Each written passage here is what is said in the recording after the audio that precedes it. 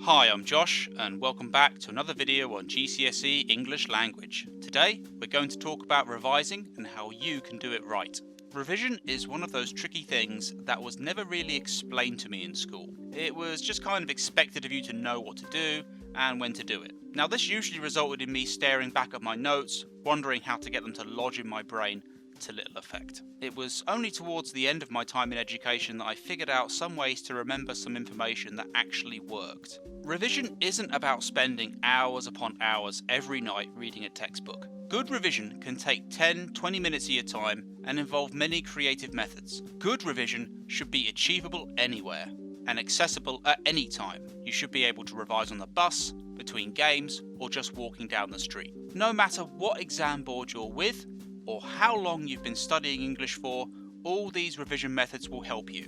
So today, we'll cover what kinds of things you can revise for English, methods you can use to revise them, and what digital resources you can use to do so. Let's get started. Let's start with what you can revise for English. Language and structure features are probably the most obvious things that are quick to revise. Make sure that you have as many written down with the definitions as you can. Knowing these in your exam benefits near enough every question going. Answer frameworks like Peel, Pedal and PEA are also valuable to commit to memory. These frameworks are there to help you plan an answer, and unless you want your exam answer to resemble a car crash of ideas, make sure you commit them to memory. If you're looking for something a little more long-term for you to revise, the English language paper requires you to read extracts taken from larger stories. A really common problem learners face is that reading and comprehending these extracts takes up a lot of time, which means you've got to then rush the answers. I often compare the exam to a weightlifting competition, where the weights are the extracts themselves. With this in mind, think about how a weightlifter prepares and trains for that competition. Do they start by lifting the big weights? No. They train over a long period of time, lifting smaller weights at first and building up those muscles until they can lift the big weights easily. Your brain is a muscle, and reading is going to get it pumped up. If you don't really read in the lead up to your exam, it's going to be a real struggle. My best advice for reading is to start with something simple. Read the news.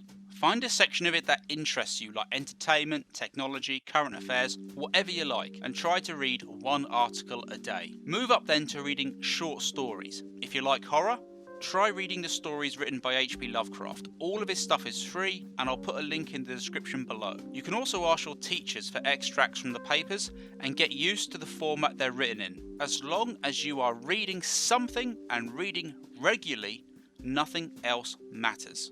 Now that I've told you what to revise, I'll show you some ways to actually do it. This first method is one that seems to work the best for my learners, and that worked the best for me when I was in school. It is a real pain in the backside at first though, so stick at it and I promise that it will really help. It is worth saying that this method will only get you the results if what you're revising is correct. So double check those notes and maybe have a teacher look over them first. I call this the one-way street method, or if you're a gamer like me, the Dark Souls method of revision. You'll need a revision partner for this as well. Say you're trying to remember 5 language features. In this case, we'll throw in emotive language, sensory language, similes, metaphors, and alliteration. On paper, write these down along with their definitions and how they are used by writers. Read them all as many times as you like and pass them to your revision partner. They should start at the beginning, asking you for the definition of emotive language in this case. If you get it right, you move on to the next one, and so on until you fail to recall it correctly. When that happens, your revision partner can tell you what the answer is, but then you go right back to the start. This may feel like a pain, but this method reinforces everything you need to revise, not just what you're struggling with. The second method is really more of a brain hack. You might not know this, but the human brain is 20% more likely to remember something if it's colourful, especially if those colours are red, yellow, or purple. This is because our brains are still pretty much the same brains as we had when we lived in caves and spent our days foraging in bushes for dinner and running away from tigers. The colour red, also the colour of blood, naturally triggers a reaction in our brain that presses the record button as it's trying to understand and remember any threats. Likewise, yellow and purple were often colours that were quite rare in nature and naturally trigger our "what's that" reaction. Combined, these 3 colours really help you to remember anything that you write down.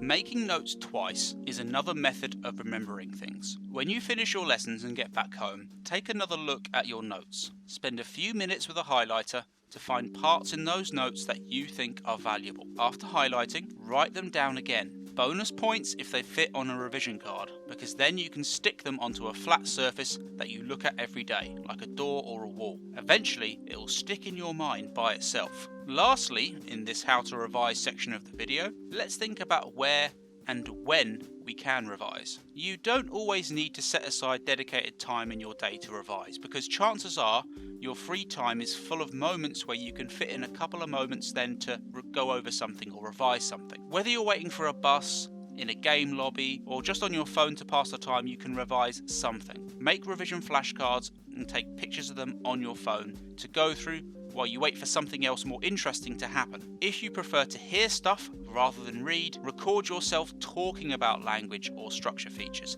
and then listen to them. Yeah, it's weird listening to your own voice, believe me, but no one else can hear it and it will help. If you're looking for some useful digital tools for revision, there are a few spots out there that you can try. The first is BBC Bitesize. It's been around for years now, and as long as you select the right exam board for your subject, it's generally got some good reading material. Don't forget, reading it isn't always enough though. Make some notes about what you read to go over later. Your school or college might have a virtual learning environment, and the chances are that your teacher has put up some of their own revision materials. You might also have access to something like Google Drive, where you can create and share Jamboards full of ideas with your friends. Then you can revise it together. Googling the answer can also be viable, but to be honest, it can leave you on some thin ice if it tells you something that turns out to be wrong. Always double check things that you find online with your teacher when you can. So this brings us to the end of the video on revision methods.